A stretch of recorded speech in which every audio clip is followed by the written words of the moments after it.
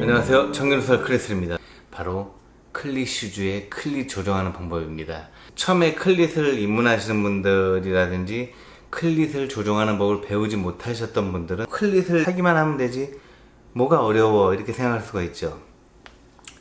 그래서 제가 오늘 확실하게 클릿을 조정하는 법을 가르쳐 드릴게요.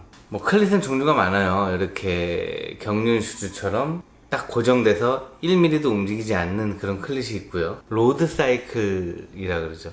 도로를 탈 때는 이렇게 시마노도 있고 룩 페달도 있고 꼈을 때 워낙 장거리를 타야 되기 때문에 약간 움직여주는 그런 클릿이 있습니다. 클릿의 그 색깔에 따라 그 좌우에 움직이는 각도가 달라지죠. 같은 포지션으로 계속 타면 무릎이나 발목이 아프신 분들은 노랑 색깔 클릿 슈즈를 붙이시는 것을 추천합니다. 그러면 약간 운동화를 신는 것처럼 편하게 포지션을 바꿔가면서 탈 수가 있어요. 이 클릿은 좌우, 위, 아래로 조정이 가능해요. 좌우, 위, 아래. 자, 그 뜻은 이 좌우를 조정하게 되면 스파이크의 넓이를 조절할 수가 있고 좁게 탈 수가 있고 두 가지. 그러니까 스파이크를 좀 넓게 탈 수가 있고 좁게 탈 수가 있는 거죠.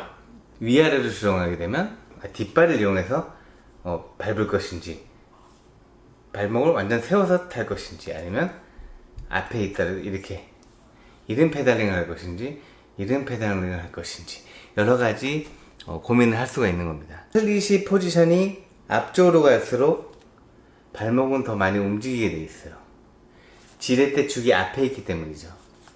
하지만 이 발목을 칠 수가 있기 때문에 종아리 힘을 많이 쓸 수가 있습니다. 그래서 약간 순발력을 요하는 스포츠에서는 클릿이 앞으로 가서 쓰는 선수들이 좀 많아요. 경륜 선수들 같은 경우는 대부분이 상당히 앞부분에 있습니다. 근데 뭐 다 그런 건 아니고요. 성향에 따라 좀 달라요. 저는 너무 앞에 있으니까 순발력이 좋긴 한데 그 힘을 다 못 쓰는 이유는 너무 앞에 있다 보니까 깊게 안 들어가요.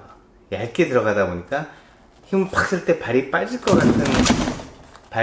것 같은 그런 느낌이 많이 들고 불안해서 아예 깊게 넣어서 힘을 제대로 쓰는 전법을 택하고 있습니다. 자기한테 맞는 걸 쓰는 거예요. 뭐 깊다고 순발력이 안 나오고 짧다고 순발력이 잘 나오고 그런 거 아닙니다. 엄청나게 잘 타는 선수 중에는 이걸 앞으로 놓는 선수 있고 뒤로 완전히 누워서 타는 선수도 있다는 거.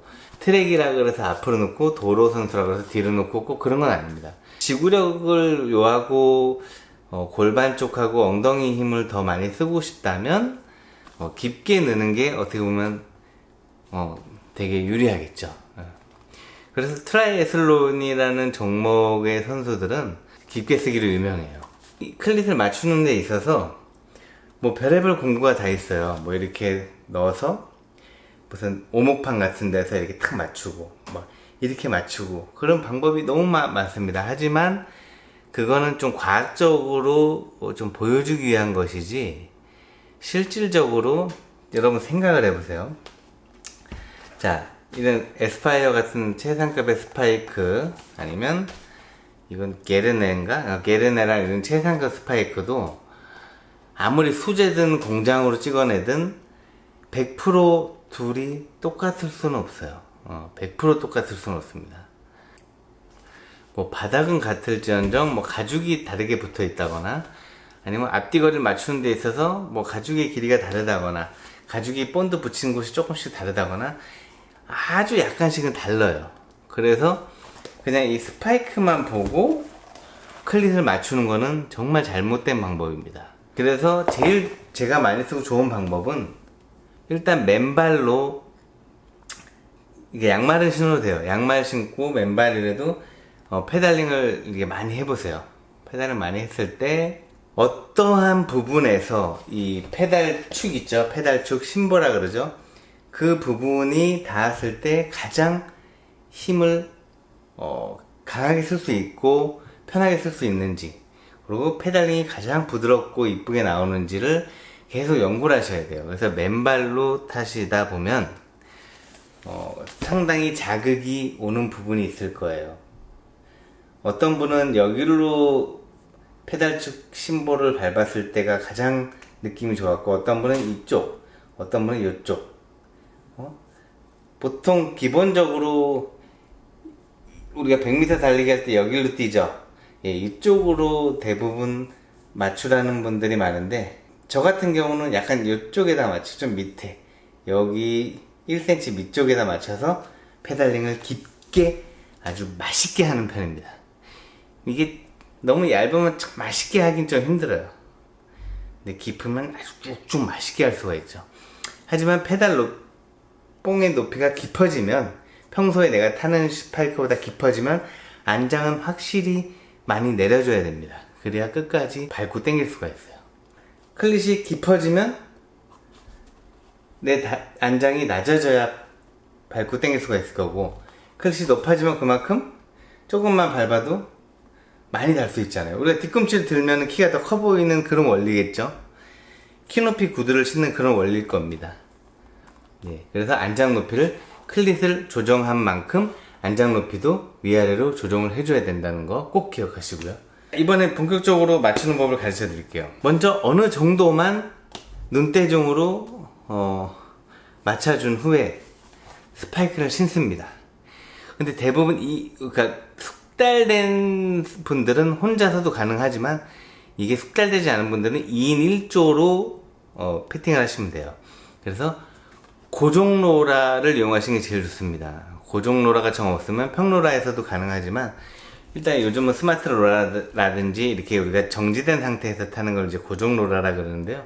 그런데 올라가셔서 페달링을 하다 보면 이 뒤에서 봤을 때, 그러니까 이 크랭크 축하고 이 뒤꿈치가 얼마만큼, 보통 선수들은 뭐 검지손가락 하나 정도의 간격을 이 크랭크와 놓으시는 분들이 있고, 어떤 분은 엄지손가락, 어떤 분은 완전히 거의 붙여서 타시는 분들이 있고, 그래서 크랭크 축에 완전히 붙여서 탄다면 약간 팔자로 페달링을 하시는 분들이고, 뭐 검지손가락 하나 정도라면 약간 똑바로 페달링을 하시는 분들이고, 엄지손가락 정도가 들어간다면 약간 안쪽으로 무릎을 모아서 페달링을 하시는 분들이 많습니다.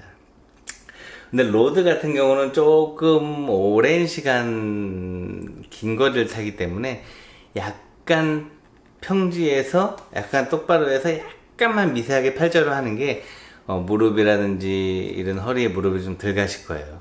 근데 이제 단거리 같은 선수들 경우는 순간적으로 에어로틱하게 힘을 쓰다 보니까 오히려 이렇게 안쪽으로 타시는 분들도 가끔 있다는 거.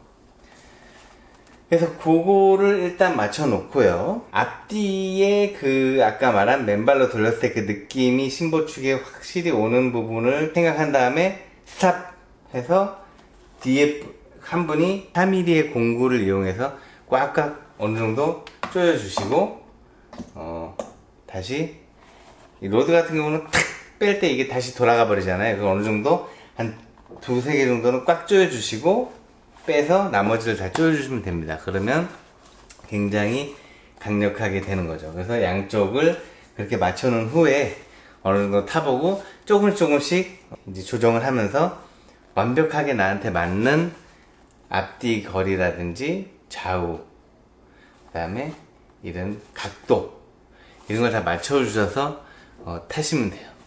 2인 1조로 맞출 때는 이런 방법이 가장 효과적입니다. 다시 한번 복습해 볼게요.